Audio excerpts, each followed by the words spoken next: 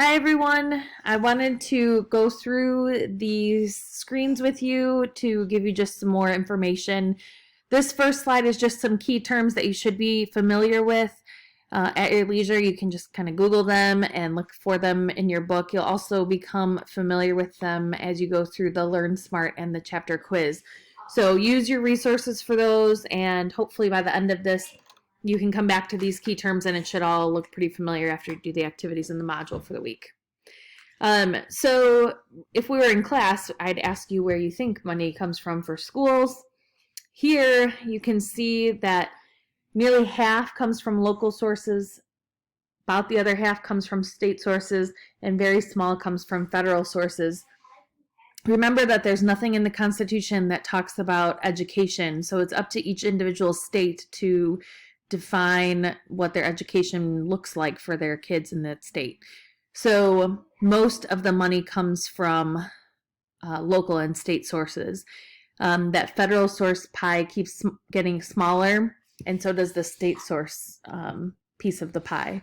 So that local source keeps getting bigger and bigger, which leads to inequities in education because those state sources are primarily property tax. And so if you live in an affluent area, then you pay higher property taxes and then more money goes to the school.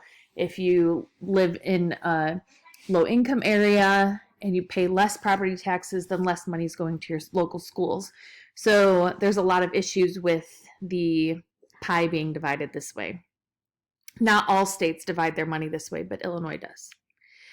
When we look at, I love Finland, and we went to Finland last year, so I always like to look at things compared to Finland. When we look at the United States versus Finland, you'll see that we spend much more on primary. We're about the same in lower secondary, and then we spend significantly more in our upper secondary, which is very interesting. And so we spend much more money, but we still have, they still do better than us on the worldwide scale. For where does money come from for schools? Like I've already mentioned, property tax is the most important source for schools, but then there's also additional funds. So like in downtown Naperville, they have the downtown Naperville, all those shops and stuff, and a portion of the sales tax does go to the schools, as well as your income tax, and then if you've ever played the lottery, some of that money, sometimes casino money, all of that can go to helping schools. If you look here, this is the per pupil expenditure, and you can see Illinois, they spend a pretty significant amount of money compared to some of these states like Arizona, Oklahoma, and all of that. Alaska, Wyoming, New York, New Jersey, Connecticut, DC all spend a significant amount more than some of those other states as well. When we look at the whole federal budget, this is the piece of the pie that we get for education.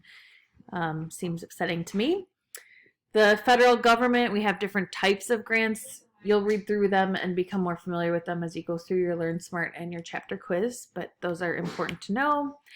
And then what does it look like down the road?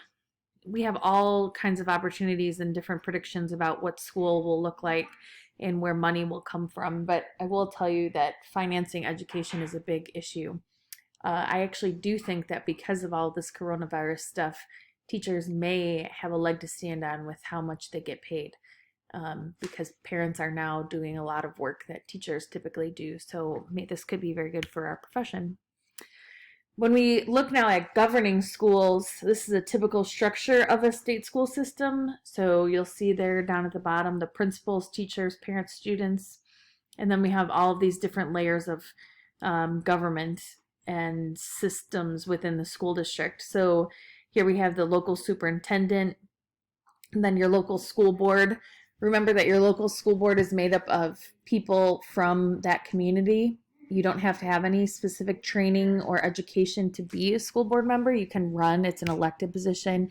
and you can run to be on the school board. So I encourage you, get involved and have a voice there. Go to those school board meetings. And then we have like regional offices of education, and then we have our ISB, the Illinois State Board of Ed, and then the governor obviously oversees everything else. And then who controls what? So you see here the state government, what they control. You can pause it and read through that. The local school district, what they actually control, and then a little bit more about what they control. I'm sorry I'm rushing through this. My computer is going to die and I don't have my charger here to charge it at the moment. But I would encourage you to go back and pause those so that you can read through those more thoroughly. If you do have any questions, please do reach out to me and let me know what those concerns are or what those questions are, and I'm happy to help in any way that I can.